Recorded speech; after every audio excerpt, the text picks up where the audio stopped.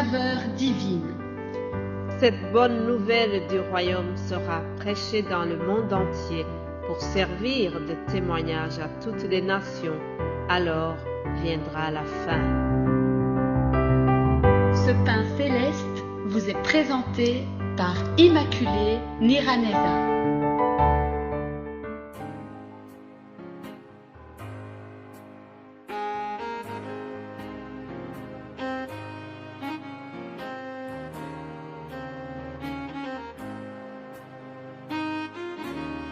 Bienvenue très chers amis, vous tous auditrices et auditeurs de l'émission Saveur Divine.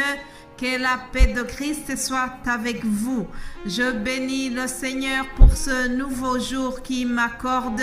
C'est toujours un honneur, une grande joie d'être au service du Père Céleste en vous partageant ces méditations. Alléluia. Nous sommes sur le thème qui dit « Mon âme bénit l'Éternel, n'oublie aucun de ses bienfaits. » Mon âme bénit l'Éternel. Alors, je rends grâce à celui qui m'a fortifié. Jésus-Christ, c'est notre Seigneur. C'est celui qui m'a jugé digne de vous partager ces émissions. Je le remercie parce qu'il m'a fait confiance en m'établissant dans ce ministère. Alléluia.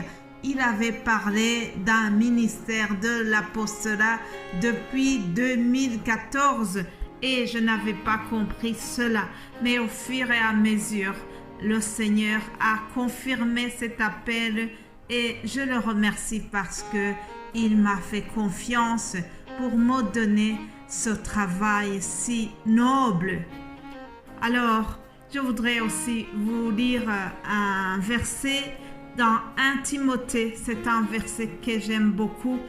Paul, faisant son témoignage à Timothée, il lui dit « C'est une parole certaine et entièrement digne d'être reçue, que Jésus-Christ est venu dans le monde pour sauver les pécheurs, dont je suis le premier. » Ça, c'est un témoignage que l'apôtre Paul a donné à Timothée.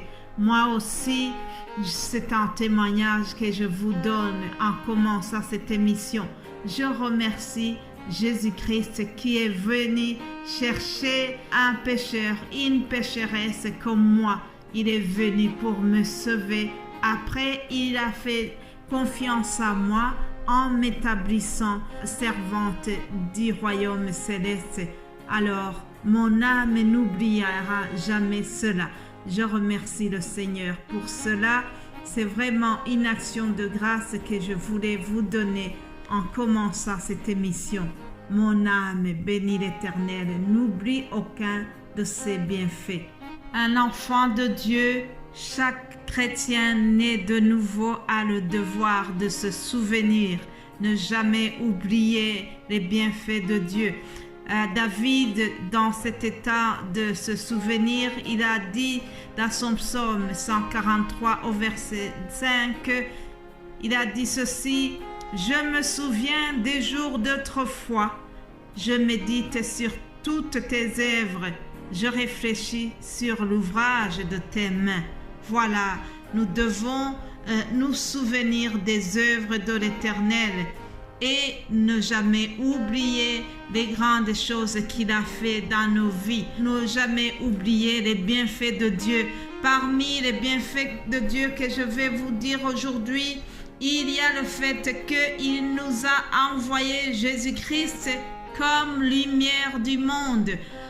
Mes chers amis, le monde a besoin d'être éclairé. Vous savez, le péché d'Adam et Ève a engendré les ténèbres. Et alors, depuis Adam et Ève, le monde a été plongé dans l'obscurité, dans les ténèbres. Et il a fallu que Dieu nous envoie la lumière qu'est Jésus-Christ. Alléluia. Vous savez, une fois que l'homme a péché, son péché l'a séparé de Dieu. Son péché l'a séparé de la face de Dieu. Ce qui nous empêche d'être connectés à Dieu, ce n'est pas la distance géographique, mais c'est le péché de l'être humain. Lisons Ésaïe 59.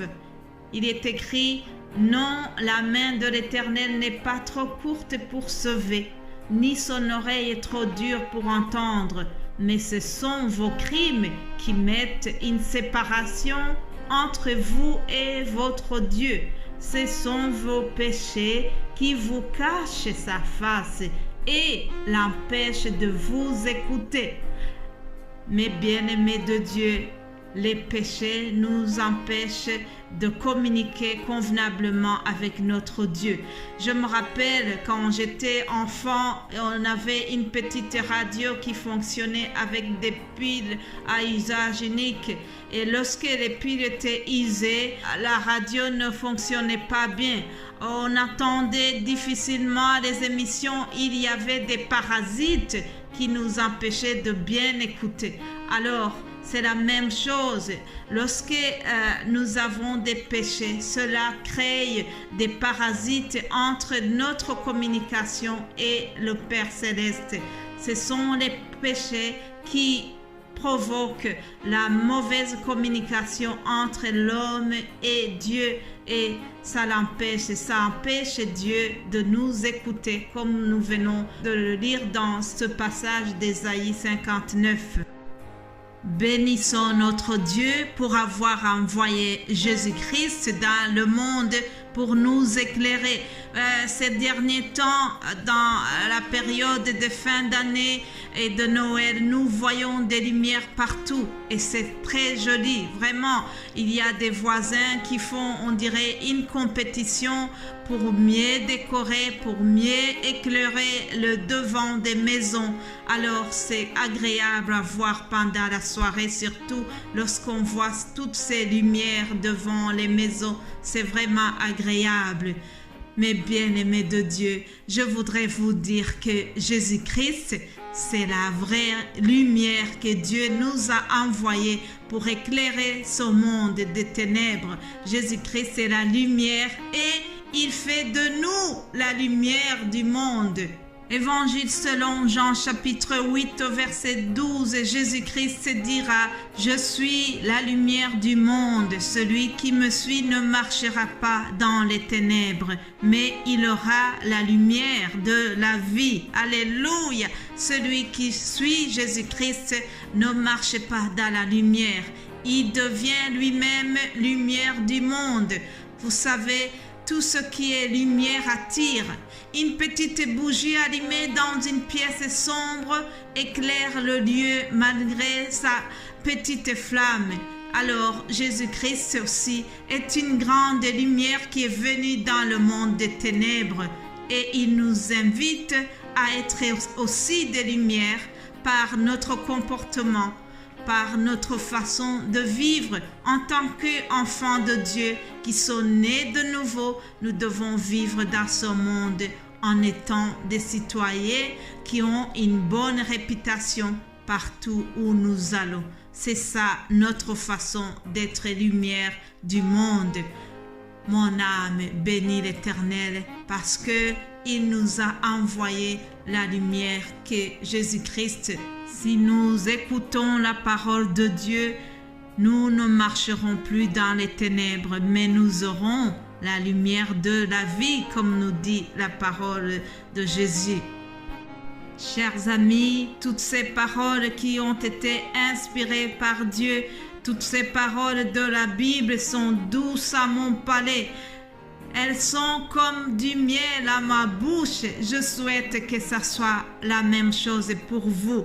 Vraiment, je souhaite que vous puissiez admirer, aimer la parole de Dieu.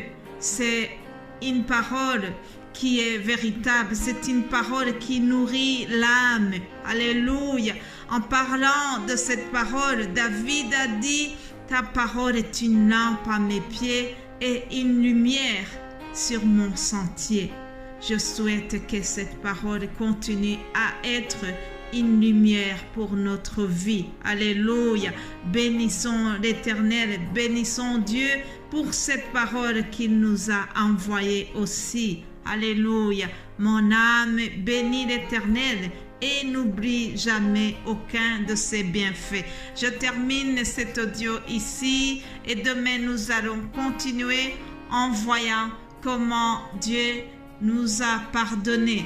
Parmi les bienfaits de Dieu, il y a aussi le pardon de nos péchés. Alléluia.